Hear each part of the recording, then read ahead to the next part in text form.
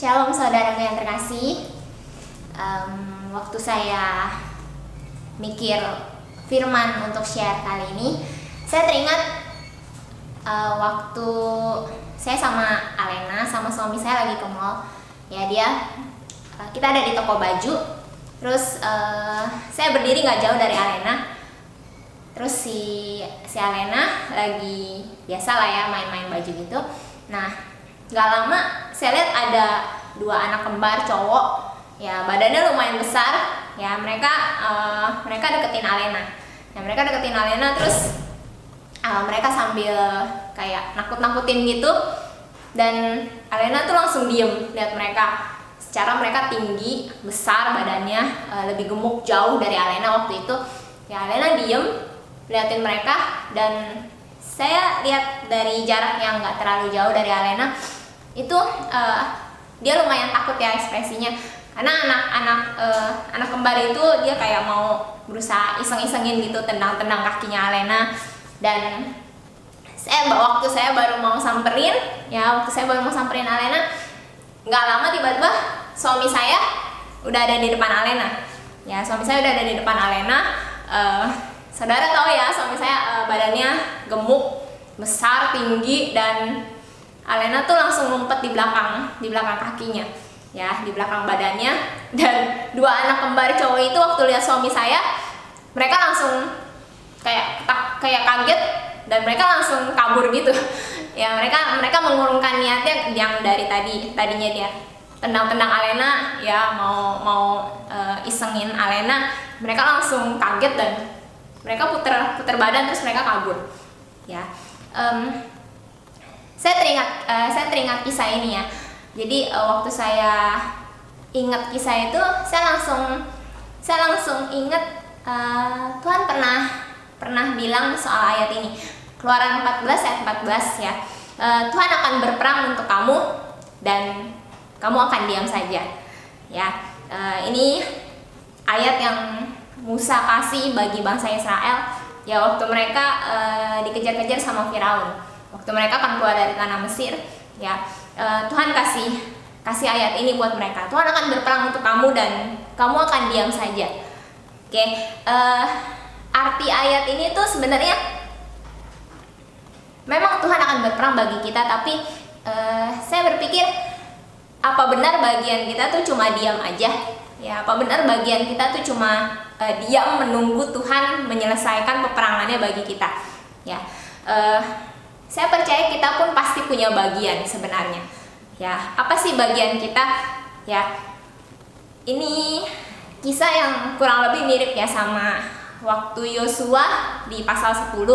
Ya, dia setelah dia mengalahkan bangsa Yeriko dan bangsa Ai, ya,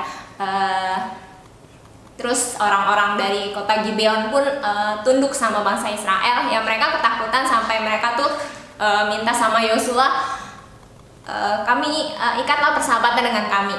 Oke. Dan akhirnya bangsa Gibeon pun bersatu sama bangsa Israel. Mereka mengadakan persahabatan dan mereka bekerja menjadi tukang timba air ya buat bangsa Israel. Oke. Dan setelah kelima raja orang Amori mendengar kisah Yosua ini, ya mereka memutuskan untuk menyerang bangsa Israel juga, menyerang bangsa Gibeon juga, ya. Dan kalau saudara baca Yosua pasal 10 itu kisah tentang pertarungan Yosua, pertarungan bangsa Israel melawan kelima raja orang Amori ini. Ya, jadi ketika Yosua mengalahkan kelima raja orang Amori ini, setelah itu dia memenangkan peperangan demi peperangan, dia merebut seluruh negeri. Oke, ya ada dua persamaan yang mirip ya dari kisah Yosua dan kisah Musa waktu Musa memimpin bangsa Israel keluar dari Mesir. Oke, kita bisa baca di ayat Yosua 10 ayat 7 ya. Lalu Yosua bergerak maju dari Gilgal, dia dan seluruh tentara yang bersama-sama dengan dia, semuanya pahlawan yang gagah perkasa. Oke, garis bawahi kata bergerak ya.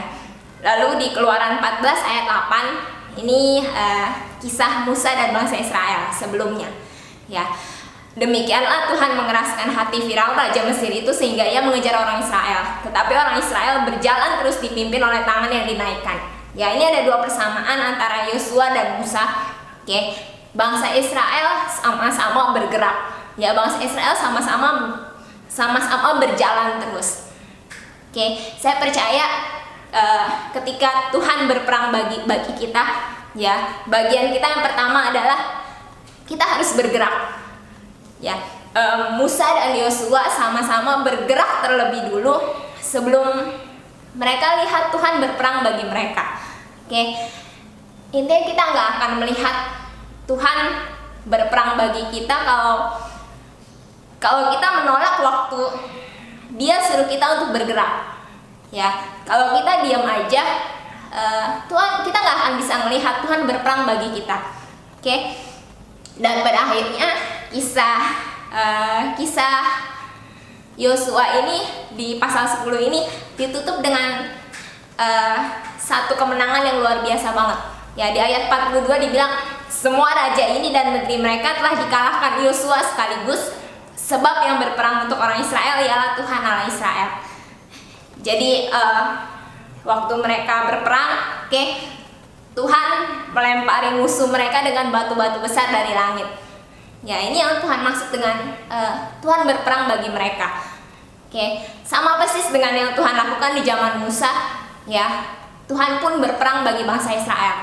Ya, waktu Musa memimpin bangsa Israel mau menyeberangi Laut Teberau, Tuhan yang membelah Laut Teberau itu bagi mereka, sehingga Firaun dan bangsa Mesir gak bisa ngejar mereka lagi. Saudara, apapun masalah kita, ya, siapapun musuh kita hari-hari ini, sebesar apapun kelihatannya kemustahilan di depan kita, kita boleh ingat ayat ini, Tuhan yang berperang bagi kita. Tapi kita juga harus bergerak dan ingat bahwa waktu kita bergerak, ya, Tuhan ada di medan yang sama dengan kita. Dan Dia yang akan berperang, Dia yang akan menyelesaikannya bagi kita. Itu yang pertama, saudara. Ya, ketika kita ingat ayat ini, Tuhan yang berperang bagi kita, dan kita diam saja, bukan berarti kita diam dalam arti kita nggak melakukan apa-apa. Tapi yang pertama, Tuhan mau kita bergerak juga.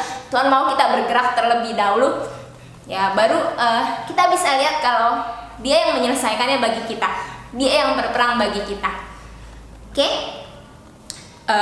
Dan yang kedua, sometimes ya kadang-kadang kita ada kalanya kita nggak tahu apalagi yang harus kita lakukan. Kita berpikir, Tuhan gue udah bergerak, Tuhan saya udah lakukan apa yang Tuhan mau. Tapi kelihatannya tuh semuanya tampak buntu, semuanya seperti kayak nggak ada jalan keluar. Ya, tetap ada satu hal yang tetap bisa kita lakukan, saudara.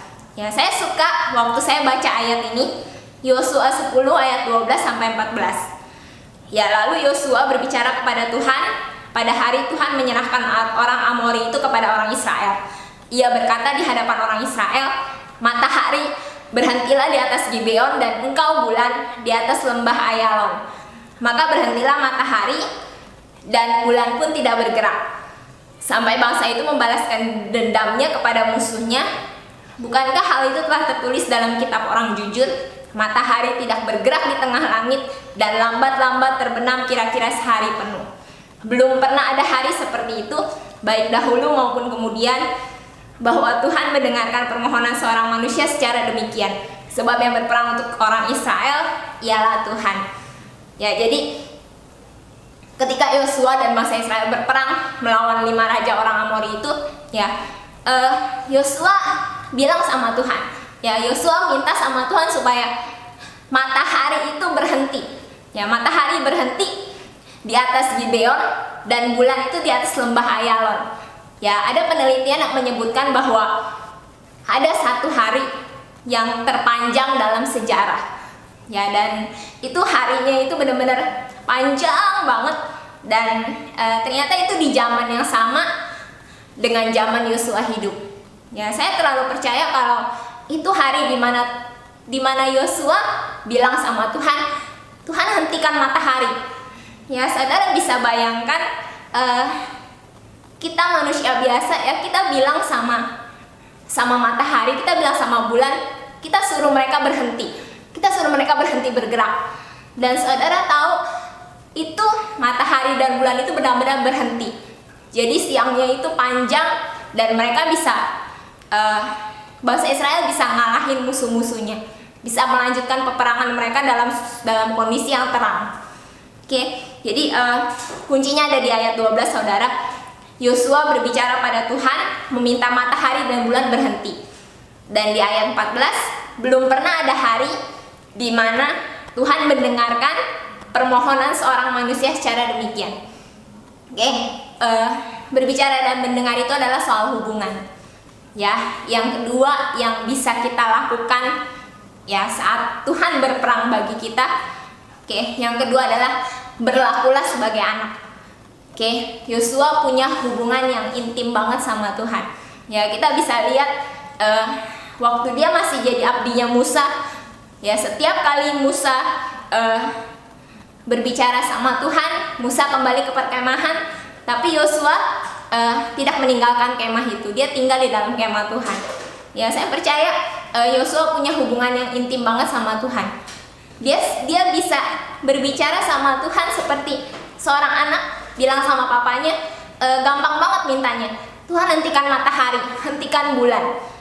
Oke, dan membangun hubungan yang terus-menerus sama Tuhan, ya bikin kita nggak takut menyatakan keinginan kita, ya, dan kita bisa pastikan Tuhan akan mendengar.